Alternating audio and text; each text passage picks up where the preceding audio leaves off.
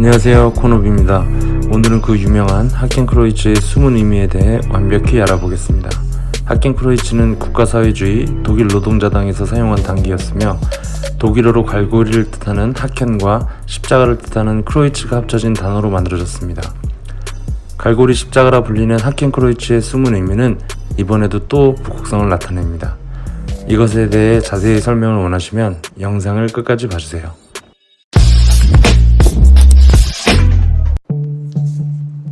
인간은 하늘의 별을 신이라 믿고 그 신탁을 받기 위해 문자를 만들거나 신의 뜻에 맞춰 건축을 하고 천문현상을 소리로 만들어 신의 음성을 듣는다고 생각했습니다.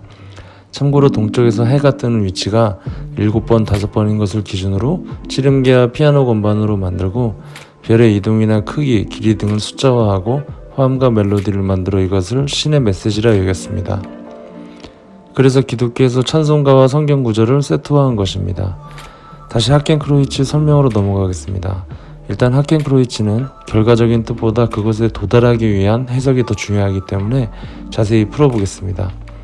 신중의 신인 북극성으로 도달하기 위해서 북두칠성이라는 파란색의 7개 별을 타야 한다고 믿었고 세상의 모든 이치를 담는 글자를 만들어 신의 뜻을 이해하고자 북극성을 중심으로 북두칠성의 위치가 봄, 여름, 가을, 겨울 4계절에 따라 변하는 모양을 조합하여 세상의 모든 것이라는 뜻의 글자 만자를 만들었습니다. 이것은 음과 양 또는 하늘과 땅이라는 두 가지의 측면이 존재하는데 하나는 창조의 이미지고 다른 한쪽은 파괴의 이미지입니다. 즉 종교에서 흔히 사용하는 만자는 창조의 이미지로 쉽게 말해 순한 맛이고 히틀러의 하켄크로이츠는 파괴의 상징, 즉 매운맛입니다.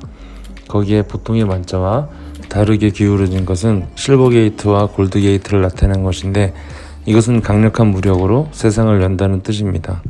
종합하면 북극성의 힘을 받은 게르만족의 제국주의적 상징인 것입니다.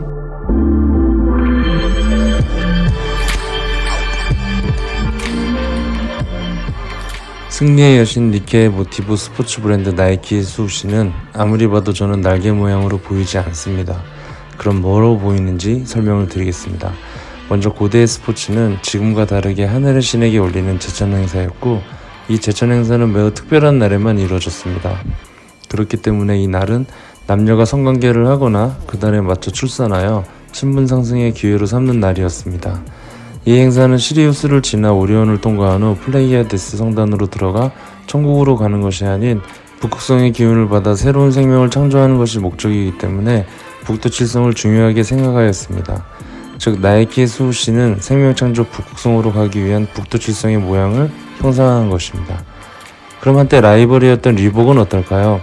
리복의 심벌은 은하수와 황도가 겹치는 부분을 표현한 것인데 방금 말씀드렸듯이 스포츠 행사는 차원 상승이 아닌 생명창조의 기운을 받는 것이라 했는데 갑자기 게이트가 나왔죠? 그것은 은하수의 갈라진 부분을 여자의 생식기로 보기도 하지만 황도와 만나는 부분의 정갈자리도 신체의 중심이라 보기 때문입니다. 네, 생식기 말하는 게 맞습니다.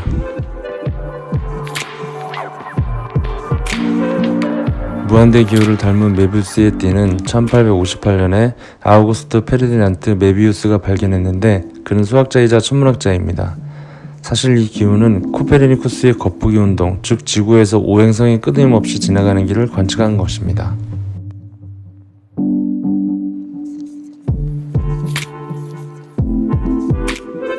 롯데마크는 아무 의미가 없다고 나오지만 롯데마크는 점성술상 사자자리 기호로 보입니다.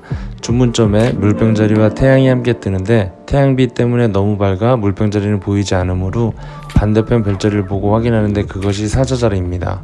바뀐 별자리는 새 시대를 나타내고 보통 사자는 영웅을 묘사합니다. 뒤에 빨간색은 점성술에서 별자리와 행성이 매치되는데 사자자리는 태양이기 때문에 빨간색으로 처리했습니다.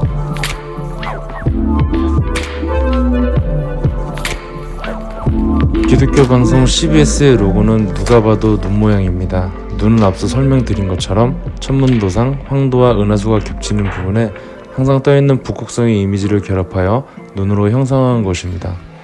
추가적으로 재미난 것은 동공이 약간 위로 올라가 있는데 이걸 기독교 중세 인물화에선 한쪽 눈이 피코처럼 올라간 것을 슬쩍 묘사해놨습니다. 한쪽 눈이 삼백안으로 그려진 그림은 북극성을 나타낸 것입니다.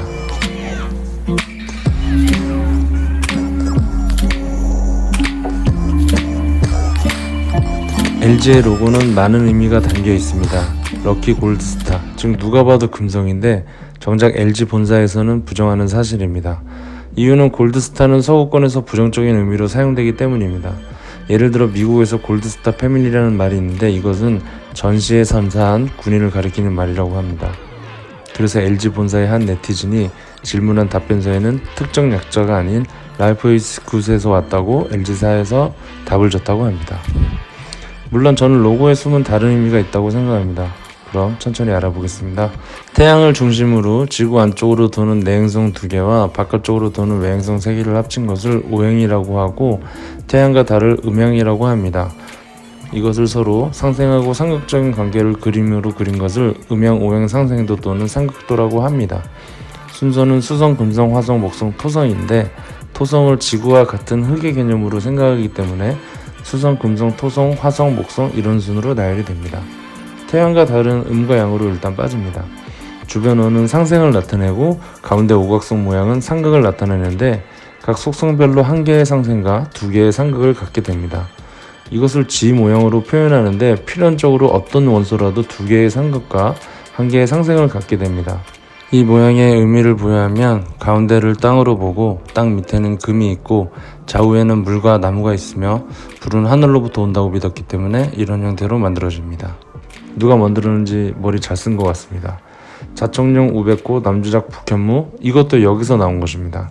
천상열차 분야지도라는 조선시대 천문지도가 있는데 여기에 잠이원, 태미원, 천시원 이렇게 구분하고 3원 28수라 하여 도시를 천문지도를 본따 만들었다고 합니다. 28수라 하면 북두칠성 4방향이고 3원은 오행 중 3개입니다. 만자를 떠올리면 될 듯 합니다. 자, 그럼 지 모양은 오행 즉 5가지의 원소이기 때문에 세상 만물을 나타낸다고 보면 되겠죠? LG 측에서도 세계, 미래, 젊은, 인간, 기술 총 5가지의 개념과 정서를 형상화시켰다고 했으니 이 오행 상생도는 무조건 맞다고 판단이 됩니다. 여기 한쪽 눈처럼 표현된 건 북성을 상징한다고 하면 너무 나간 걸까요? 아니면 점성술상 사자자리를 표현한 것일까요? 보통 하나의 심벌에는 다양한 의미가 포함되어 있기 때문에 둘 다라고 봐도 될 듯합니다. 대충 정리하면 만물을 담는 천재의 기업 정도가 되겠네요.